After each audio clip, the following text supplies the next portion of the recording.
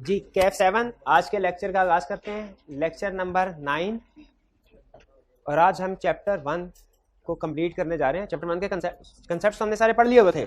हाँ, कुछ past papers के क्वेश्चन और एमसीक्यूज आएंगे। हमारे पेपर में एमसीक्यूज आएंगे ना 15 मार्क्स, तो हर चैप्टर के बाद हमने एमसीक्यूज की प्रैक्टिस भी करनी है।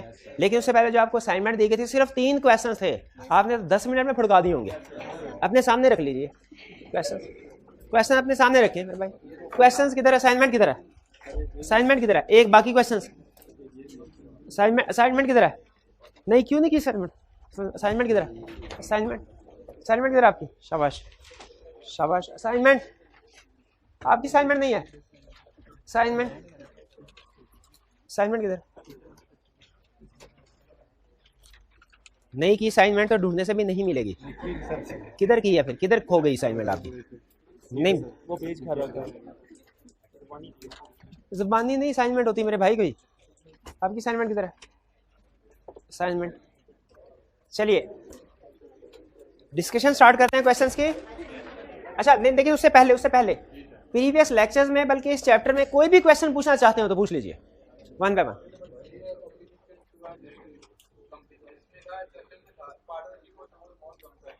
हाँ, ये जो obligation to register as company में हमने स्टडी किया था कि वो कौन कौन सी ऑर्गेनाइजेशन है जिसके लिए अपने आप को कंपनी के तौर पर रजिस्टर करवाना लाजिम है।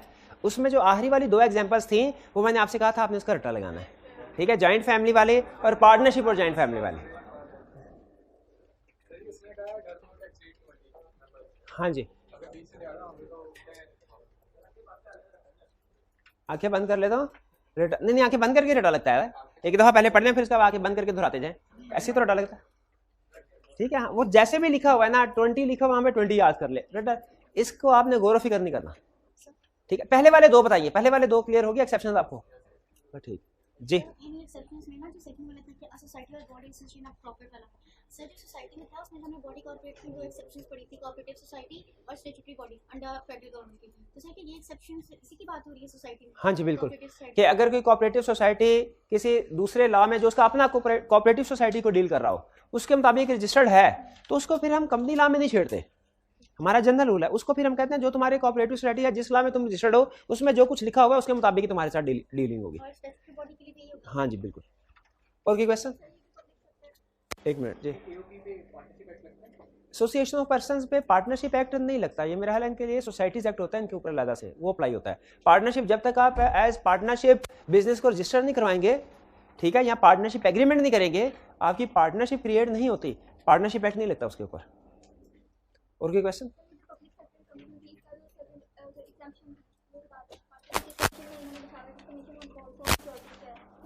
हाँ, कमीशन और बोर्ड पब्लिक सेक्टर कंपनी में एक्सेप्शन थी एक, कि कमीशन अगर सिक्योरिटीज एक्सचेंज के बोर्ड के डायरेक्टर्स को नॉमिनेट करता है तो वो पब्लिक सेक्टर कंपनी नहीं मानना चाहेगा। ये भी रटे वाला पॉइंट था, बताया था ना? बताया नहीं था? ये बताया था, ये रटे वाला पॉइंट।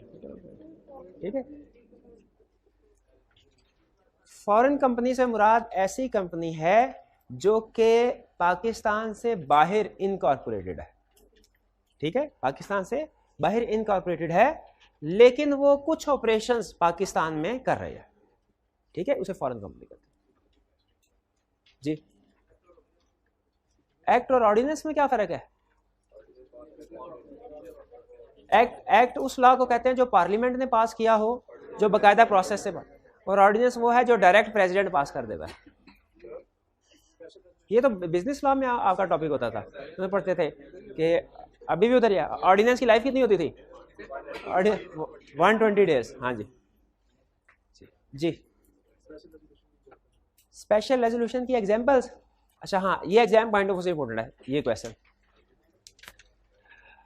देखें, फैसले जब भी होते हैं कंपनी के अंदर, कॉर्पोरेट वर्ल्ड में, कोई इंडिविजुअल बंदा, चाहे वो डायरेक्टर हो चाहे शेयर होल्डर हो, वो खुद से फैसले नहीं करता, बल्कि सारे लोग मिलकर फैसले करते हैं। एग्रीड?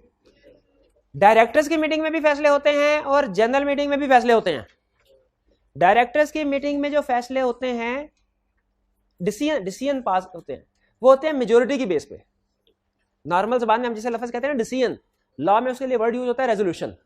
तो बोर्ड मीटिंग में जितनी भी रेजोल्यूशंस पास होती हैं, जितने भी डिसीजंस होते हैं, वो सारे के सारे मेजोरिटी की बेस पे होते हैं। सारे के सारे मेजोरिटी का मतलब क्या है कि अगर मोर देन 50%, ठीक है, मोर देन 50% की बेस पे होंगे, यानी अगर 10 डायरेक्टर्स हैं तो 6 डायरेक्टर्स की अप्रूवल होगी तो फिर कोई फैसला होगा वरना नहीं होगा। डायरेक्टर्स की मीटिंग में जितने भी रेजोल्यूशंस हैं मेजोरिटी की बेस पे पास होंगी, लेकिन शेयर होल्डर्स की मीटिंग, मेंबर्स की मीटिंग, जिसे हम लॉ में क्या कहते हैं, जनरल मीटिंग, जनरल मीटिंग में जो फैसले होते हैं वो दो तरह के होते हैं, एक वो जो बहुत अहम होते हैं और एक वो जो निस्बतन कम अहम है। जो निस्बतन कम अहम है वो मेजोरिटी की बेस पे ही हो जाते हैं, जैसे डायरेक्टर्स की मीटिंग में, लेकिन जो निस्बतन ज्यादा अहम मामलात हैं वो 3/4 की अप्रूवल से मैटर्स पास होते हैं। 3/4 मेजोरिटी से कोई रेजोल्यूशन जब पास हो उसे कहते हैं स्पेशल रेजोल्यूशन। यानी अगर किसी कंपनी के फर्ज कीजिए 500 मेंबर्स हैं तो स्पेशल रेजोल्यूशन पास करने के लिए कितने वोट चाहिए, कितनों के वोट चाहिए, कैलकुलेट करके बताएं। 375।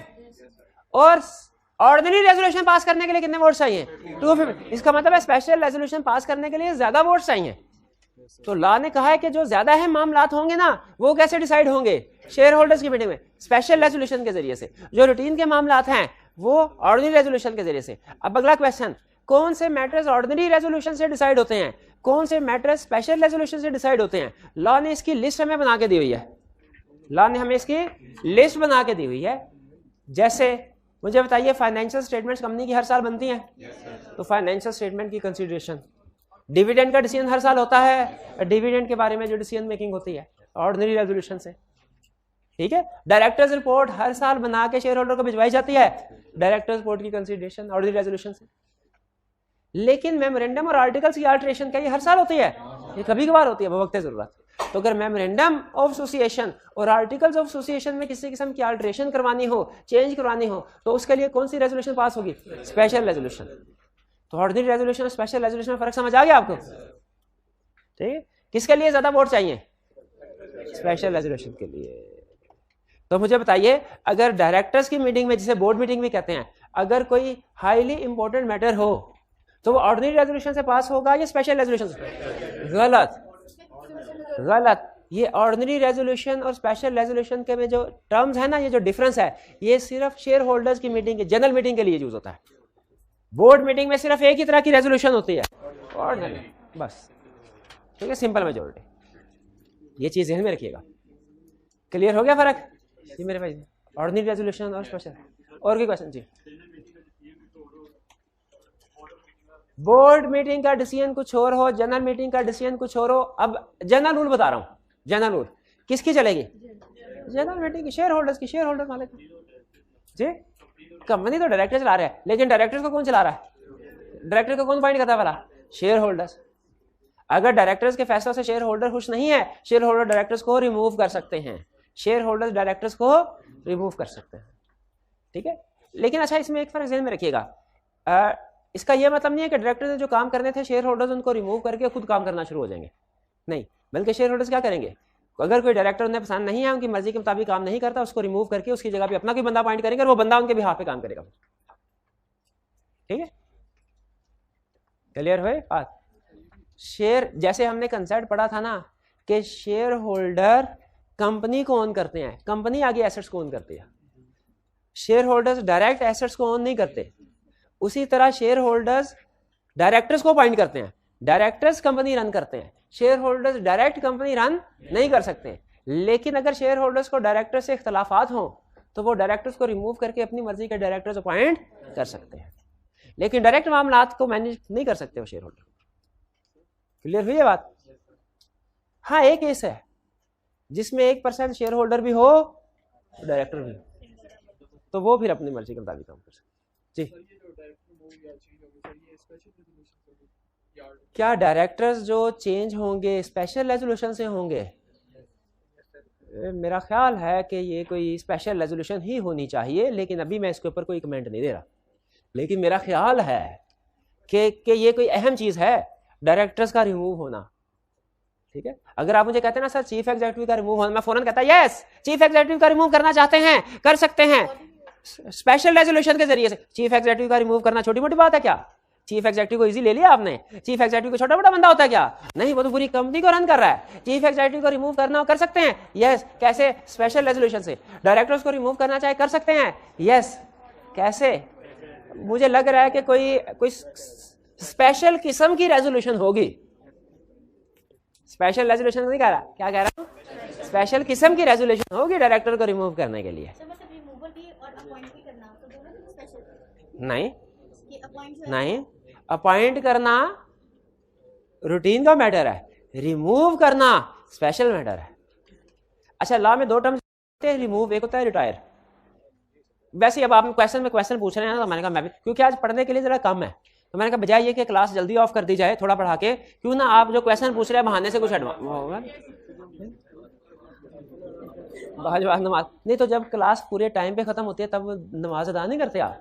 तब भी तो करते हैं नहीं, बाद में भी बाज जमात, मैं भी बाद में पढ़ता हूँ, आपके साथ ही पढ़ता हूँ, अकेले नहीं पढ़ता। वो हमारे टीए भाई जो वो मामद कराते हैं, ऐसे ना करें यार। मैं भागे कहाँ चला गया था? मैं नमाज पढ़ के गया था। क्या था? हाँ, रिमूवल और रिटायरमेंट है क्लास में कोई स्टूडेंट जो दोनों का फर्क बता सके? क्या है? रिटायरमेंट है अपना टेन्योर, अपनी टर्म पूरी होने पे घर जाना, और रिमूवल का मतलब क्या है? रिमूव करता। अगर प्राइम मिनिस्टर 5 साल पूरे करे, हम क्या कहेंगे? रिटायर हुआ। और अगर उससे पहले घर भेज दिया जाए, रिमूव कर दिया गया। ठीक है, रिटायर और रिमूवल में फर्क। ये एग्जाम का क्वेश्चन आएगा ना, उसमें ध्यान में रखिएगा ये डिफरेंस। और कोई क्वेश्चन? शाबाश, पूछ ले। अच्छा, पहले पूछ रहे थे बेतहाशा। ठीक है, अगर कोई member part of board of director हो तो क्या ये पॉसिबल है? हाँ, ये पॉसिबल है। क्या पॉसिबल है? कि कोई एक बंदा at the same time share holder भी हो और डायरेक्टर भी हो, ये बिल्कुल पॉसिबल है। उसको रिमूव करेंगे तो एज डायरेक्टर रिमूव कर सकते हैं, शेयर होल्डर तो नहीं ना है, शेयर होल्डर तो नहीं। ठीक है, और ऑल पब्लिक कंपनीज की लाइबिलिटी लिमिटेड होती है क्या? नहीं, उसमें तो अनलिमिटेड कंपनीज भी हो सकती हैं, लेकिन और लिमिटेड कंपनीज की लाइबिलिटी लिमिटेड होती है। नहीं, पब्लिक कंपनी की आगे फर्दर डिफरेंट टाइप्स है। लिमिटेड बाय शेयर हो सकती है, उसके एंड में वर्ड लिमिटेड आता है। लिमिटेड बाय गारंटी हो सकती है, उसके एंड में वर्ड लिमिटेड आता है। अनलिमिटेड हो सकती है, उसके एंड में वर्ड लिमिटेड नहीं आता, बल्कि कौन सा आता है? अनलिमिटेड। ठीक है, तो वो उसमें पब्लिक कंपनी की तीनों टाइप्स है ना, तो उसने वो एमसीक्यू उसमें 2 टाइप्स को कवर किया, एक को नहीं किया हुआ। प्राइवेट कंपनी में भी सिमिलर, लिमिटेड बाय शेयर भी हो सकती है, लिमिटेड बाय गारंटी भी हो सकती है, अनलिमिटेड भी। इनकॉर्पोरेशन और रजिस्ट्रेशन दोनों 100% सेम टर्म्स हैं, एक ही मतलब है इनकॉर्पोरेशन और रजिस्ट्रेशन का।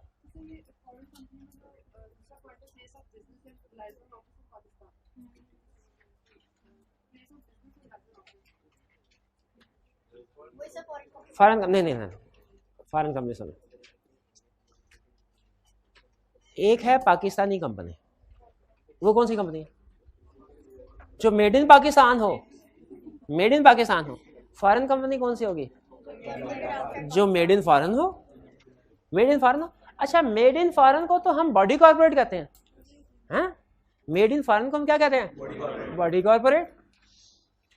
तो जब उसके लिए लफ्ज बॉडी कॉर्पोरेट था, जो कंपनी पाकिस्तान से बाहर इनकॉर्पोरेट हुई हैं उनके लिए लफ्ज बॉडी कॉर्पोरेट था, तो फिर फॉरेन कंपनी का कंसेप्ट इंट्रोड्यूस कराने की क्या जरूरत थी? इसलिए कि सारी फॉरेन कंपनीज पाकिस्तान में ऑपरेट नहीं करती। ऑपरेट करने से मुराद पाकिस्तान में कोई ना कोई ऑफिस होना उनका, ठीक है, एक्टिविटीज होना। जैसे उबर पाकिस्तानी कंपनी नहीं है ना, ठीक है, लेकिन पाकिस्तान में बिजनेस। अच्छा, अगर आप देखें तो बेसिकली ये सॉफ्टवेयर के जरिए से बिजनेस करते हैं। एक है उबर, बेसिकली एक सॉफ्टवेयर जिसके जरिए से सारे कनेक्टेड है, लेकिन फिर भी इनका कुछ ना कुछ एक ब्रांच या लाइजॉन ऑफिस है। तो उदाहरण, कोई ड्राइवर कोई जुर्म में मुलवस हो तो वहाँ पे उनका सारा रिकॉर्ड रखा जाता है, उनकी हायरिंग रिक्रूटमेंट वगैरह का प्रोसेस होता है। लेकिन कंपनी की मैनेजमेंट वगैरह दूसरे लोग, higher management, CFO CEO Pakistan में डायरेक्टर नहीं बैठते। तो ये कंपनी और वो कंपनी जो है पाकिस्तान से बाहर रजिस्टर, पाकिस्तान से बाहर रहती है और पाकिस्तान से उसका लेना देने को नहीं। जैसे आपने बताया टाटा कंपनी, टाटा कंपनी की कोई प्रोडक्ट, कोई ब्रांच पाकिस्तान में नहीं है, लेकिन वो एक कंपनी तो है इंडियन लॉ के मुताबिक। तो उसके लिए फिर हम वर्ड यूज कर देते हैं बॉडी कॉर्पोरेट। और ऐसी कंपनी जो है वो भी बाहर रजिस्टर्ड, लेकिन पाकिस्तान में ऑपरेशंस की हैं, कोई भी किसी किस्म के ऑपरेशंस है, प्लेस ऑफ बिजनेस है, लाइजन ऑफिस है, ब्रांच ऑफिस है, फिर उसके लिए हम क्या नाम यूज करते हैं? फॉरेन कंपनी, डिफरेंशिएट करने के लिए। ठीक है, एक गोरा वो है जो बाहर पैदा हुआ बाहर ही मर गया, एक गोरा जो बाहर पैदा हुआ और पाकिस्तान में आया, वो दोनों पाकिस्तान में आके मर गया। दोनों गोरों में उन्होंने फर्क रखा हुआ है। ठीक है, बाहर वाले को जो बाहर जाता है बॉडी कॉर्पोरेट, इधर वाले को कह दिया फॉरेन कंपनी।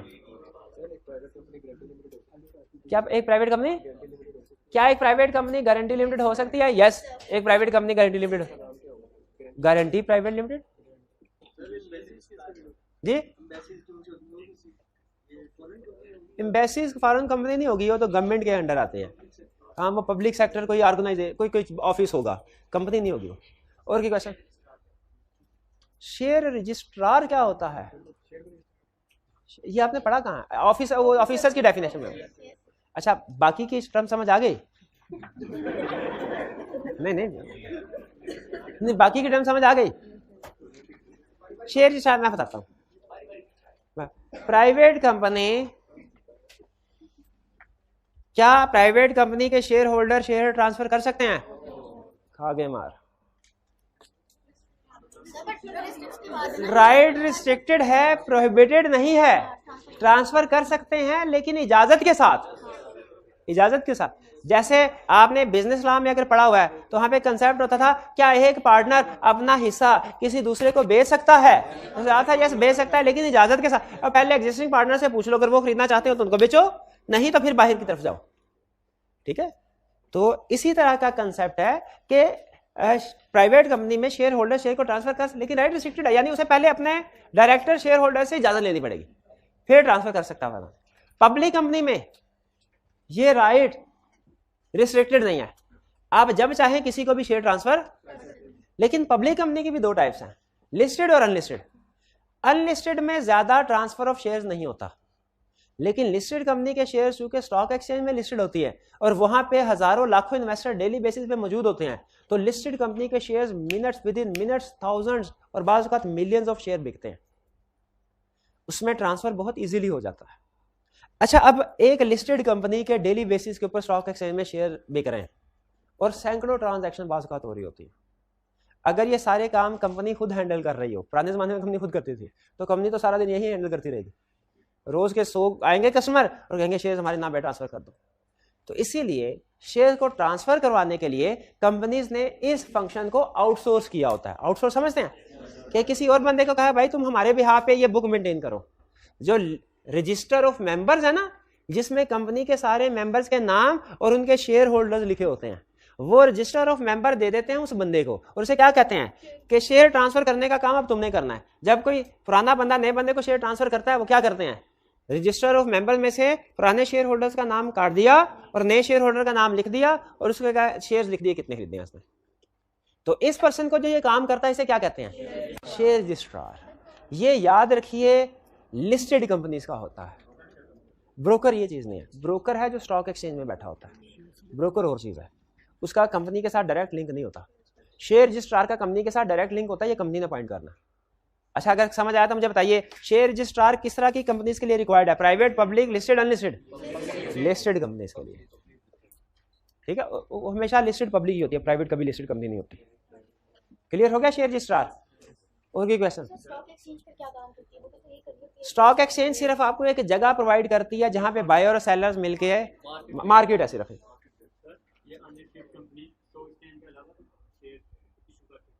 क्या अनलिस्टेड कंपनी स्टॉक एक्सचेंज में, पहला क्वेश्चन, स्टॉक एक्सचेंज में शेयर इशू कर सकती है?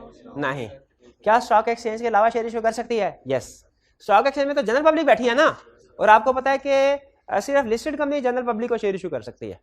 पब्लिक कंपनी भी कर सकती है, लेकिन पब्लिक कंपनी को लिस्टेड कंपनी में कन्वर्ट कराना पड़ता है। आपको पता है ना, हम लफ्ज बोलते हैं public company can issue shares to general public but listed company has issued shares to general public. तो अगर अनलिस्टेड कंपनी है वो स्टॉक एक्सचेंज में शेयर इशू नहीं कर सकती। ठीक है, वो फिर अदर देन स्टॉक एक्सचेंज, उसे कहते हैं प्राइवेट प्लेसमेंट। अखबार भी नहीं, अखबार भी जनरल पब्लिक हो जाता है, वो वैसे फ्रेंड एंड फैमिली के इनवाइट करके इस तरीके से प्राइवेट कंपनी भी इस तरह करती है। अब मैं एक टेक्निकल सेंटेंस बोलने लगा, मुझे पूरी उम्मीद है आपको कोई समझ नहीं आएगा, लेकिन फिर भी शायद कि अगर ये समझ आ गया तो आपको आपके सवाल का जवाब मिल जाएगा। प्राइवेट कंपनी हमेशा प्राइवेट प्लेसमेंट के जरिए शेयर इशू करेगी, ये बात समझ आई। दूसरा, पब्लिक कंपनी प्राइवेट प्लेसमेंट के जरिए से भी शेयर इशू कर सकती है और पब्लिक इशू के जरिए से भी शेयर इशू कर सकती है। ये समझ आई बात? हो गया क्लियर? ये हमारा एक प्रोस्पेक्टस का चैप्टर है, उसमें ये कंसेप्ट यूज होता है। अगर आपको समझ आ गया तब बहुत अच्छा। और क्या क्वेश्चन? मेमोरेंडम रजिस्टर करवाते हुए कितने सब्सक्राइबर्स के साइन होना जरूरी है? जितने मिनिमम नंबर ऑफ मेंबर्स हैं उतने साइन होना जरूरी है। अगर सिंगल मेंबर कंपनी है तो एक सब्सक्राइबर होना चाहिए। अगर private company other than single member है तो 2, पब्लिक कंपनी अनलिस्टेड है तो, और पब्लिक कंपनी कम से कम उतने सब्सक्राइबर्स होने चाहिए। और कोई क्वेश्चन? कोई क्वेश्चन नहीं? चलिए अब क्वेश्चन की तरफ चलें। जी जी।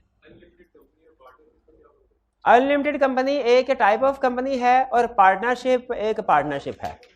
चलता है नहीं, ये फर्क बिल्कुल ठीक बताया। द रजिस्ट्रार, अगर मैं ये फर्क बताता ना भाईजान, अगला क्वेश्चन पता क्या होना था कि सर सोल प्रोप्राइटरशिप और सिंगल मेंबर कंपनी में क्या फर्क है? सोल प्रोप्राइटरशिप है, सिंगल मेंबर कंपनी एक कंपनी है, ठीक है। यानी वो अपने आप को अगर एज कंपनी रजिस्टर करवा लें। असल में एससीसीपी चाहता है ज्यादा से ज्यादा बिजनेस ऑर्गेनाइजेशन कंपनी फॉर्म में अपने आप को कन्वर्ट करवाएं, तो उसने हर एक को ऑफर की हुई थी है। जिसके 2-3 मेंबर्स हैं वो भी कंपनी के तौर पर रजिस्टर करवा सकते हैं। एक मेंबर वाली कंपनी, एक मालिक वाली एक ऑर्गेनाइजेशन, वो भी अपने आप को कंपनी के तौर पर रजिस्टर करवा सकते हैं, ठीक है।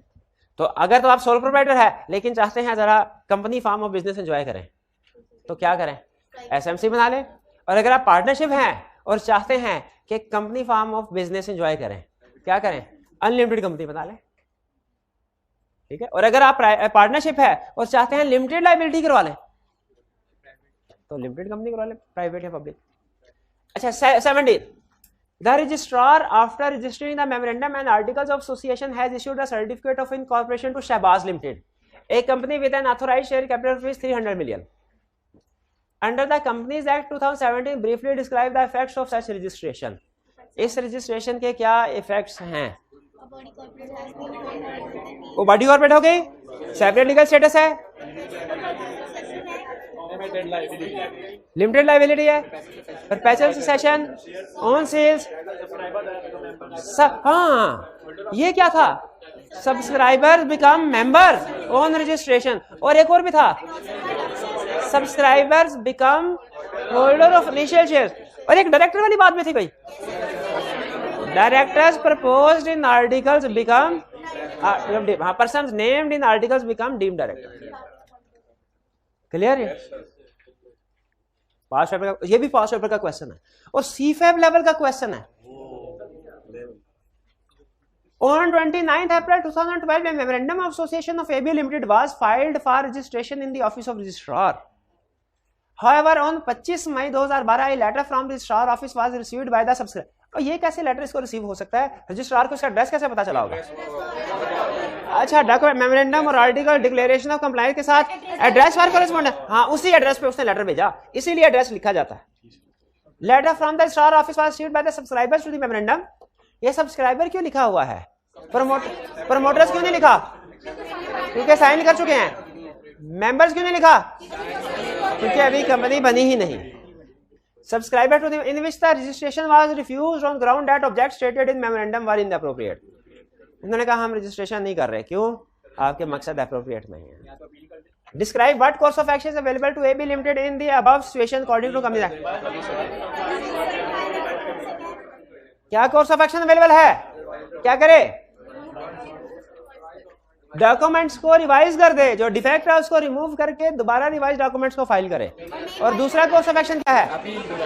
अपील करे कमीशन को। कितने दिन के अंदर? 30 दिन के अंदर। और एक चीज और लिखनी है, कमीशन का डिसीजन इस सिलसिले में फाइनल होगा। कमीशन का डिसीजन इस सिलसिले में फाइनल होगा, इसके खिलाफ अपील भी नहीं हो सकती। नहीं, identify which of the following organization are required to be registered as a company under companies act 2017।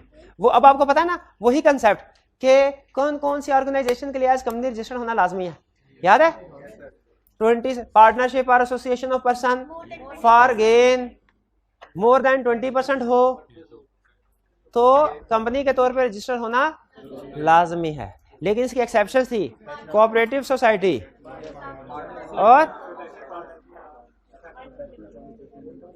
और association registered under other laws, joint family और पार्टनरशिप और जॉइंट फैमिली। अब देखिए इस कंसेप्ट को सामने रखते हुए डिसीजन करना है। In an MBA class 28 class fellows decided to form a partnership firm to work collectively as marketing and advertisement adviser. क्या MBAs प्रोफेशनल फर्म है?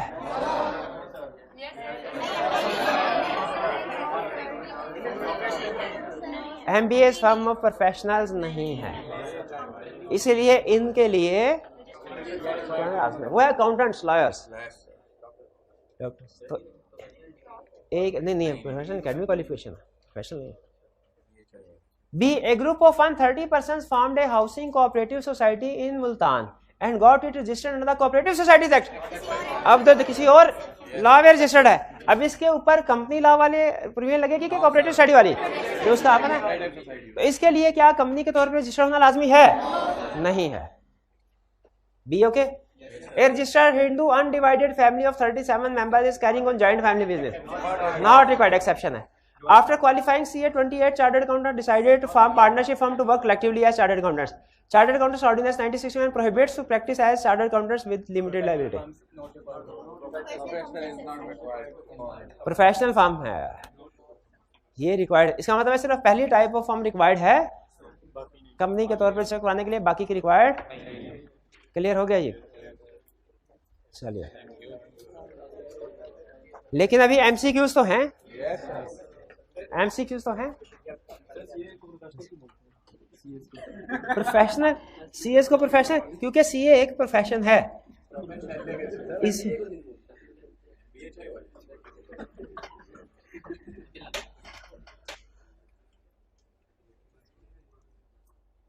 चलिए अब MCQs की प्रैक्टिस करते हैं।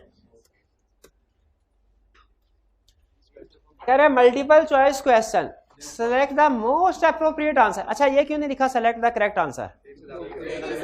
समटाइम्स लगता है हमें एक से ज्यादा, जैसे बाजुकात कंप्लीट कंसेप्ट है, पार्ट ए में कंप्लीट है, पार्ट बी में भी कंसेप्ट ठीक लिखा है लेकिन आधा लिखा है।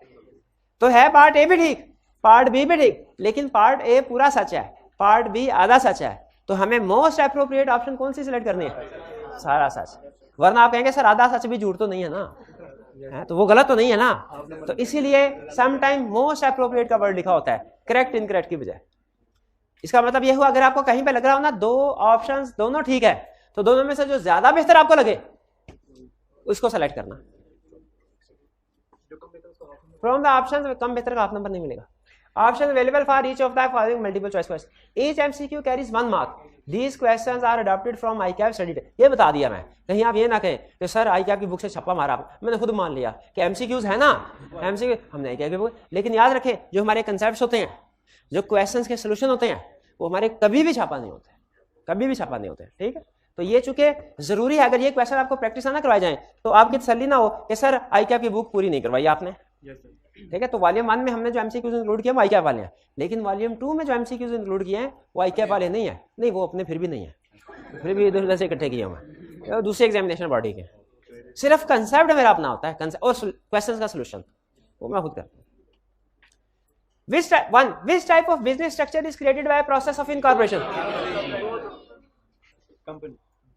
कंपनी। बिल्कुल ठीक है, करेक्ट ऑप्शन हमारी क्या हुई? सी। कहाँ लिखा दिखाएं जरा, प्रेजेंटेशन मैंने चेक करनी थी आपकी, सामने रखे, मैं जरा देखूं प्रेजेंटेशन सही किया कि नहीं। किधर लिखा हुआ आपने?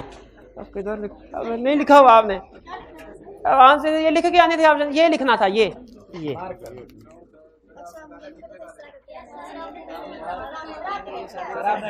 मैंने नहीं बताया था,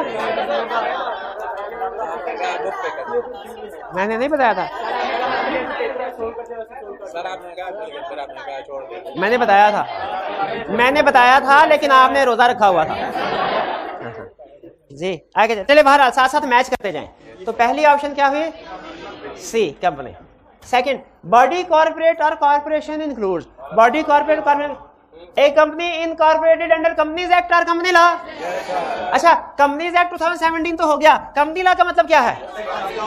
जो पुराने लॉज भी हैं वो भी शामिल कर लो, 1984 का, 1913 का, ठीक है।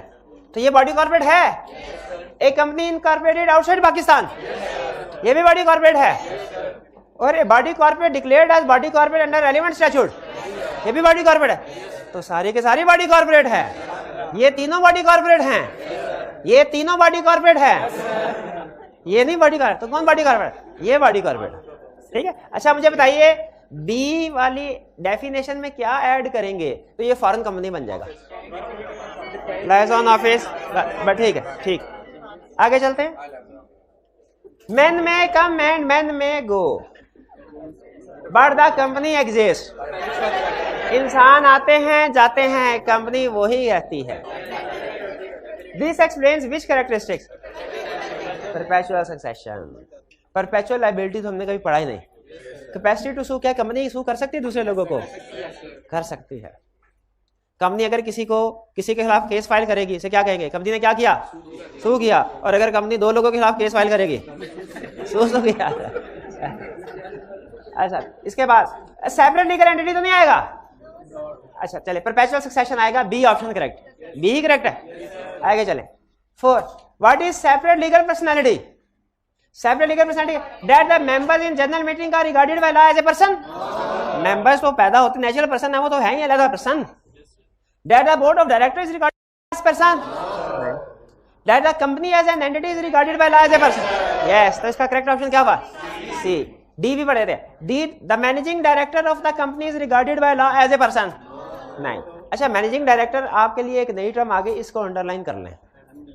मैनेजिंग डायरेक्टर कहते हैं चीफ एग्जीक्यूटिव को, इसके लिए सीईओ को।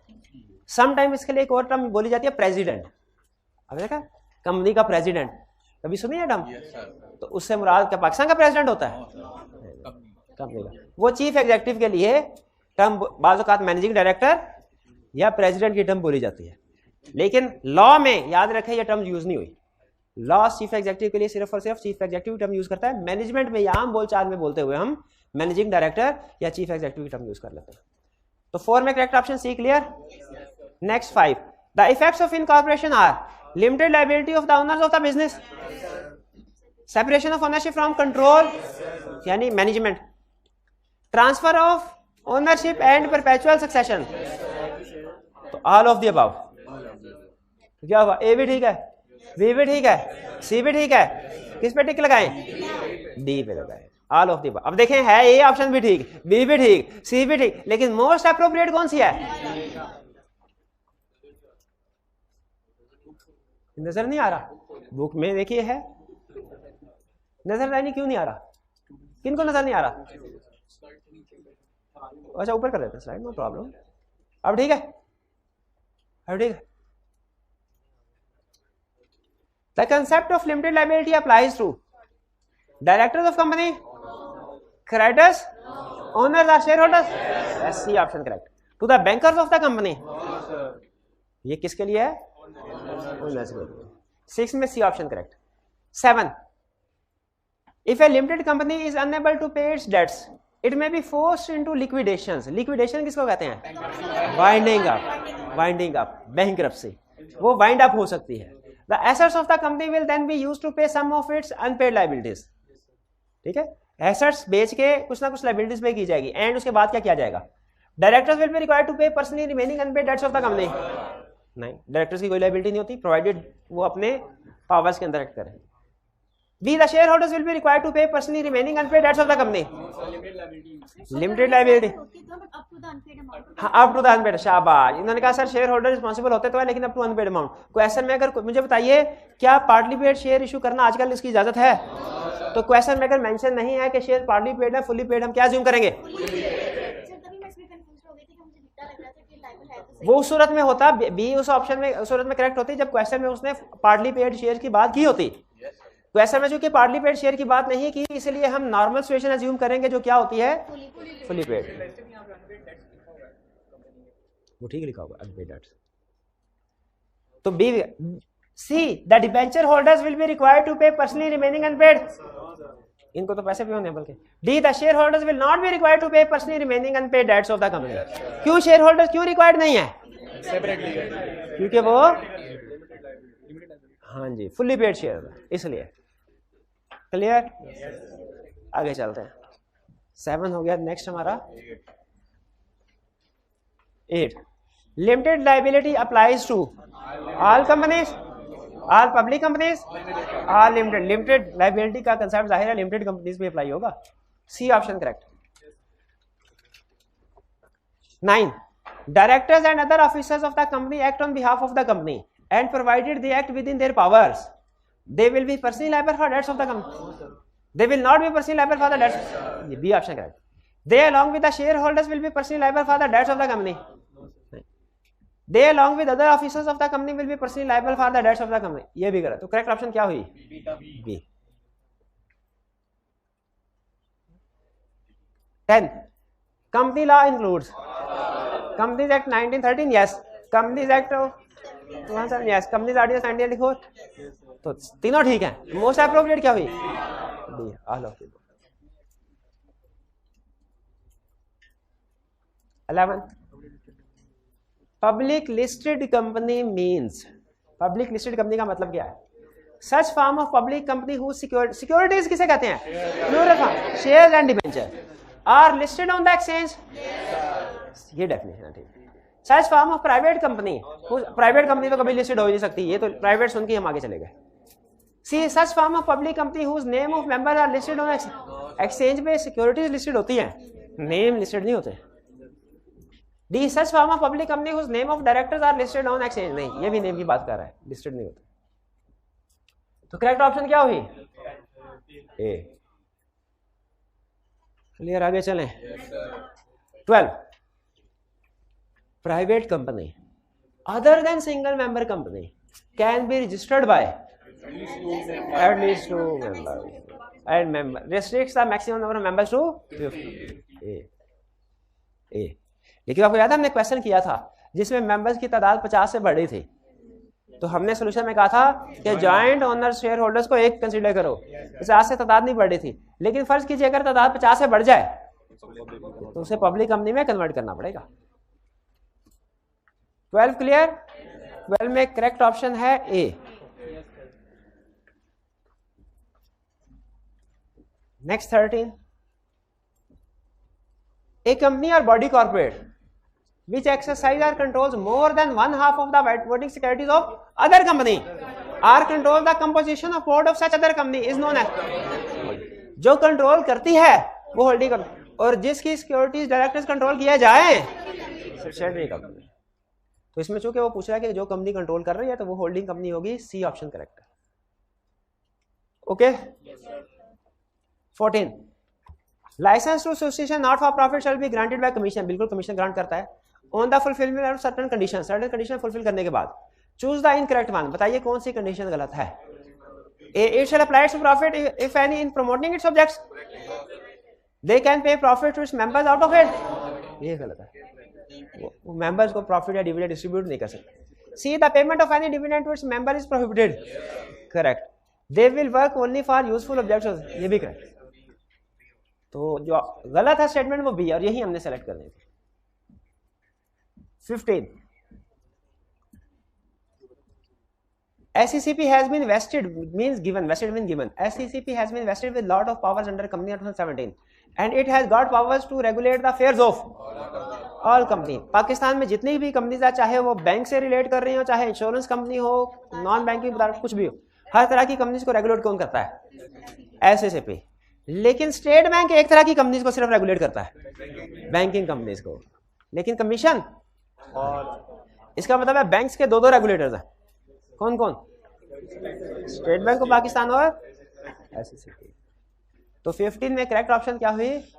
ऑल ऑफ द अबव, यानी SECP इंश्योरेंस कंपनी को भी रेगुलेट करता है, नॉन बैंकिंग को भी, बैंकिंग कंपनीज को भी। 16 जी पब्लिक कंपनीज होगी, लिस्टेड कंपनीज। जो बैंक्स होते हैं ये लिस्टेड कंपनीज होती हैं। 16 registration of companies activity, registration of its constitution, that is article. अच्छा, आर्टिकल्स और मेमोरेंडम दोनों में से ज्यादा अहम कौन है?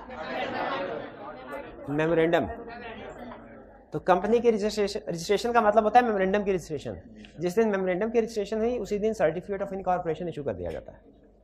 तो करेक्ट ऑप्शन इसमें हुई बी। हाँ, अगर उसने इकट्ठा लिखा होता है मेमोरेंडम और आर्टिकल्स को, फिर उस सूरत में आप उसी को टिक करते हैं। आर्टिकल्स, क्योंकि कुछ कंपनीज ऐसी हैं जिनका आर्टिकल रजिस्टर करवाना जरूरी नहीं है। कौन सी कंपनीज है? किस कंपनी के लिए?